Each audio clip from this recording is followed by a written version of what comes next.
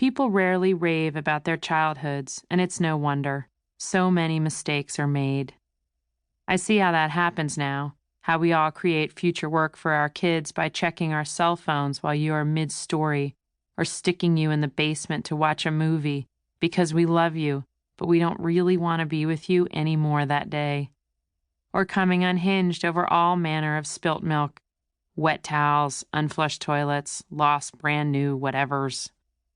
Almost every day, I yell at one of you so loudly that my throat hurts afterward. That's why I keep lozenges in practically every drawer in the house. I hold it together, and then, when the bickering picks up again, I just detonate. Like yesterday, Claire, when I listened to you whine through 2 rounds of some card game called Egyptian War. Finally, it was Georgia's turn to go first, and you said you couldn't play anymore because your armpits were sore.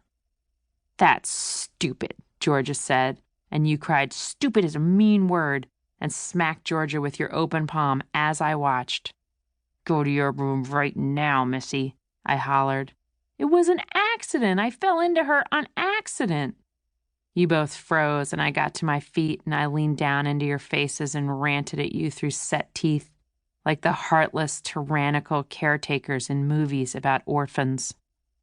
I was so disgusted with both of you, your impatient overreactions, your loss of self-control. Then I turned right around and disgusted myself. If John Lennon was right that life is what happens when you're making other plans, parenthood is what happens when everything is flipped over and spilling everywhere, and you can't find a towel or a sponge or your inside voice. But if my temper has made you hesitant or tentative, is there any atoning for that? In a parent-teacher conference last year, Miss Tunney said, with obvious hesitation, Sometimes your daughter has a bit of an edge, a way of snapping that makes the other kids pull back." I cried when I left the classroom. I knew. There are other mistakes, less obvious. I don't mirror your emotions enough, though I can't say why, because when I do, it seems to calm you down. I forget to praise your effort instead of your achievement. I discipline by carrot and stick instead of reason. And I ignore the indisputable research about the benefits of family dinner. I'm a 0 when it comes to the culinary arts. Everything tastes like ground shoelaces, except my salads, which you are years away from appreciating. Until then, we go over to Beth's house and trade wine for dinner. It's a brilliant solution, but sometimes, on the way home, when you go on and on about how Beth is such a good cook, and then Dad adds his accolades about Beth's homemade red sauce and roasted broccolini and how you ate every bite, my mom ego twitches and cramps, and by the time we get home, I'm practically convulsing with animus. I used to be pretty chill, as I once heard Dad say to his friend Graham when I turned down a Corona at a 2-year-old's birthday party. For instance, before I was your mom, I didn't have one of those plastic dividers for my silverware. I'd just take the basket out of the dishwasher and dump all the knives, forks, and spoons right into the drawer. My friends Mike and Andy, who coached me through the last of my single years, still talk about it. I went around the world without a credit card or a cell phone or a plan of any sort. I hitchhiked 1,000 miles. I went to dead shows with people whose last names I didn't know. I wore green Birkenstocks to the office.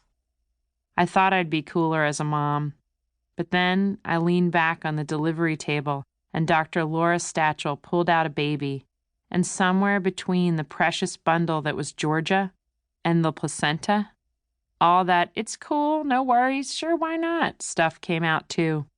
My default answer to everything is no. As soon as I hear the inflection of inquiry in your voice, the word no forms in my mind. Sometimes accompanied by a reason, often not. Can I open the mail? No. Can I wear your necklace? No. When is dinner? No. What you probably wouldn't believe is how much I want to say yes. Yes, you can take 24 books home from the library. Yes, you can eat the whole roll of sweet tarts.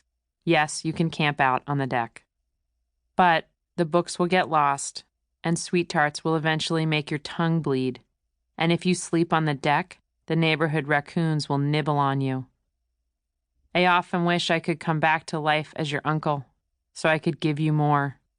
But when you're the mom, your whole life is holding the rope against these wily secret agents who never, ever stop trying to get you to drop your end. This tug of war often obscures what's also happening between us. I am your mother, the first mile of your road. Me and all of my obvious and hidden limitations. That means that in addition to possibly wrecking you, I have the chance to give to you what was given to me. A decent childhood, more good memories than bad, some values, a sense of tribe, a run at happiness. You can't imagine how seriously I take that, even as I fail you.